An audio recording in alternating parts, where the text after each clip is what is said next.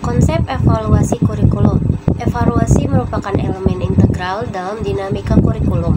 Secara sempit, evaluasi kurikulum bertujuan untuk mengevaluasi pencapaian tujuan pendidikan yang diamanatkan oleh kurikulum tersebut. Namun, evaluasi kurikulum juga dapat dipahami secara lebih komprehensif. Hal ini melibatkan evaluasi kerja kurikulum secara menyeluruh dengan mempertimbangkan berbagai kriteria. Bahwa evaluasi memiliki beberapa fungsi yang sangat penting. Yang pertama ada menentukan kesiapan peserta didik dalam mengikuti suatu program pendidikan.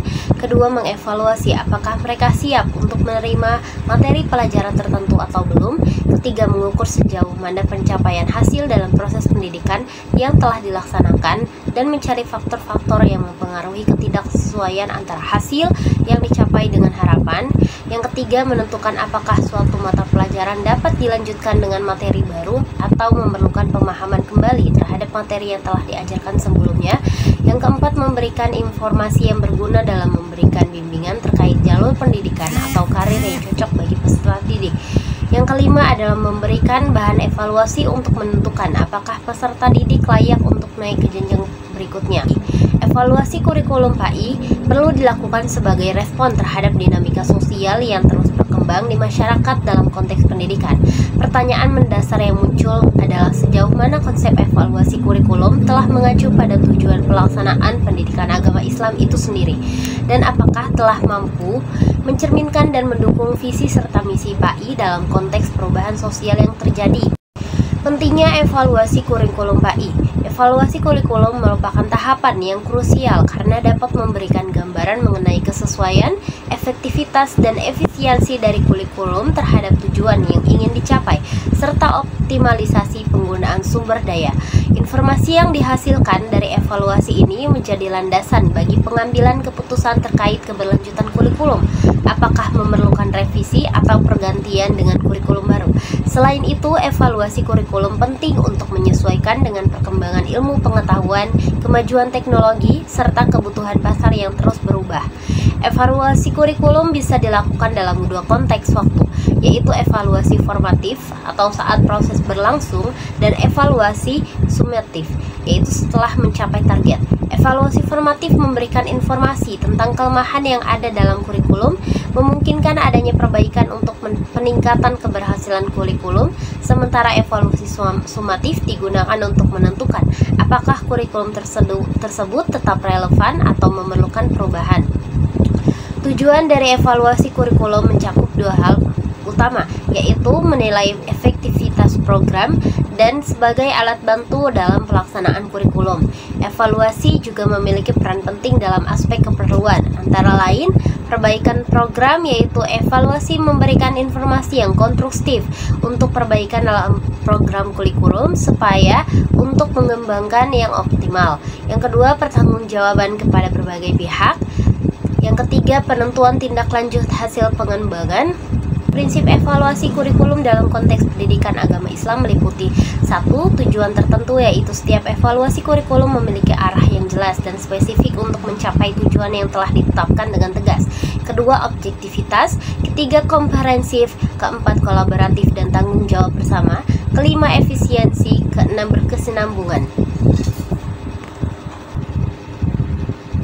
Sekian penjelasan dari saya, akan dilanjutkan oleh pemateri berikutnya. Model evaluasi PAI ini bisa dikategorikan menjadi dua. Yang pertama adalah model evaluasi kuantitatif, yang kedua adalah model evaluasi kualitatif. Model evaluasi kuantitatif ini ditandai dengan penggunaan kuantitatif sebagai alat untuk pengumpulan data, sedangkan yang model kualitatif ini mempunyai karakteristik khusus atau karakteristik utama tentang model evaluasi kualitatif ini. Adapun model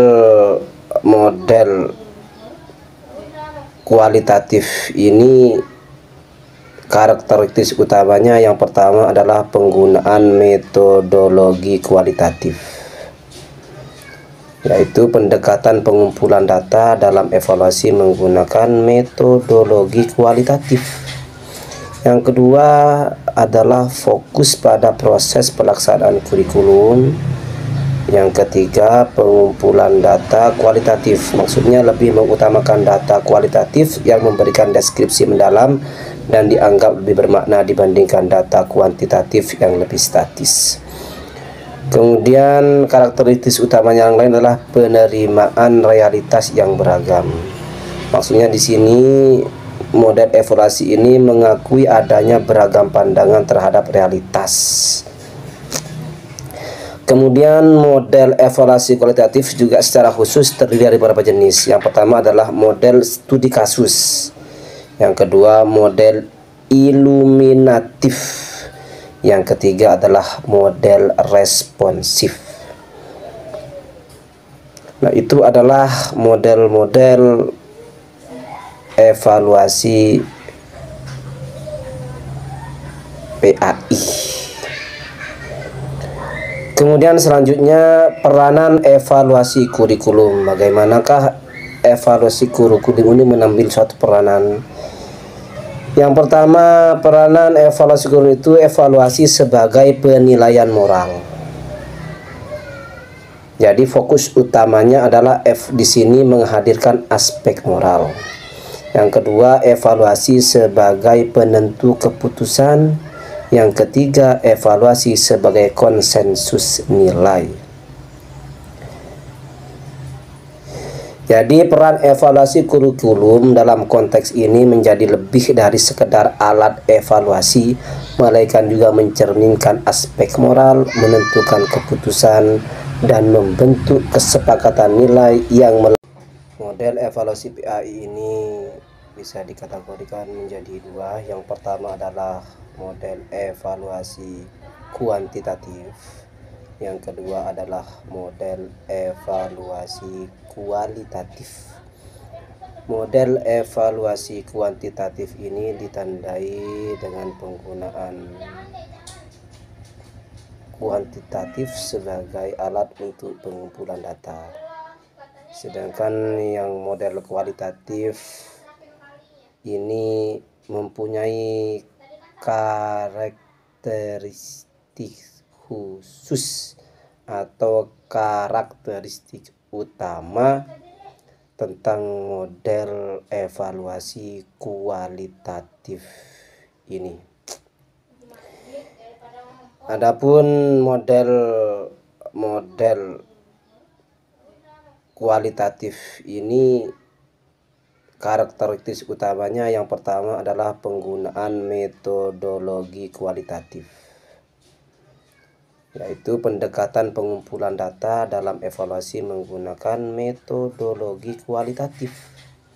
Yang kedua adalah fokus pada proses pelaksanaan kurikulum.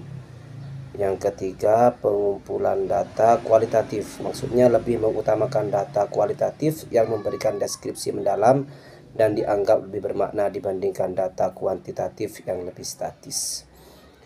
Kemudian karakteristik utamanya yang lain adalah penerimaan realitas yang beragam. Maksudnya di sini model evaluasi ini mengakui adanya beragam pandangan terhadap realitas. Kemudian model evaluasi kualitatif juga secara khusus terdiri dari beberapa jenis. Yang pertama adalah model studi kasus. Yang kedua model iluminatif. Yang ketiga adalah model responsif.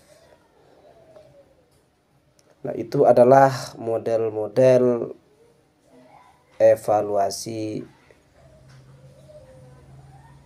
PAI. Kemudian selanjutnya peranan evaluasi kurikulum. Bagaimanakah evaluasi kurikulum ini mengambil suatu peranan?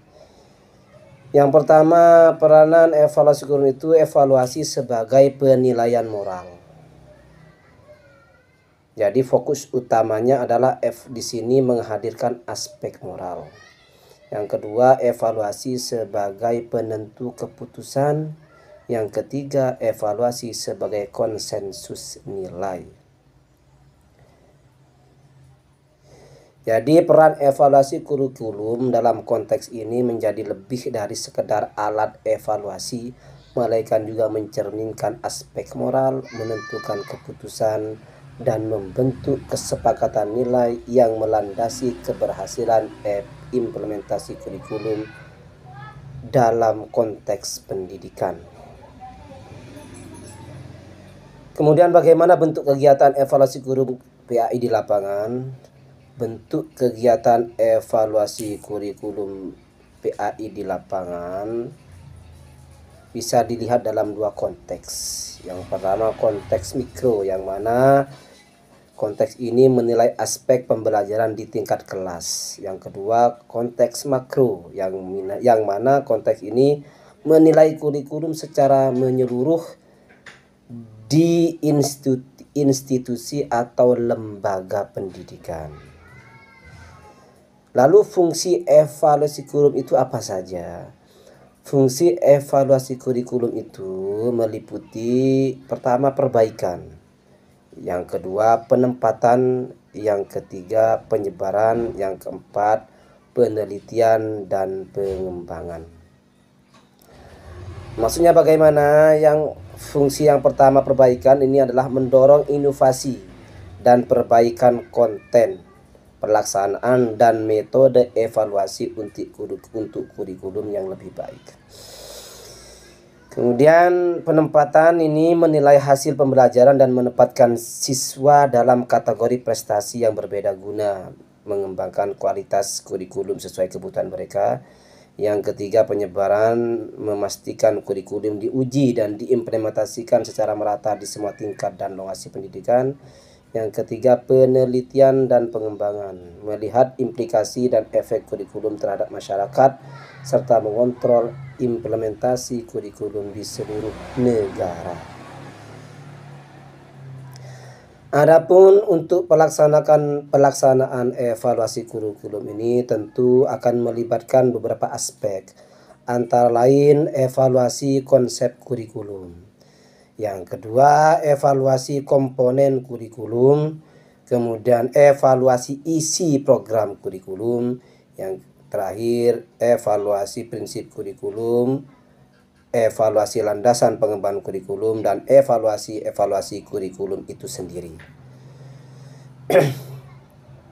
Jadi untuk pelaksanaan evaluasi kurikulum ini, aspek yang pertama adalah evaluasi konsep kurikulum. Maksudnya adalah mengevaluasi pemahaman masyarakat terhadap konsep kurikulum yang akan diimplementasikan di sekolah.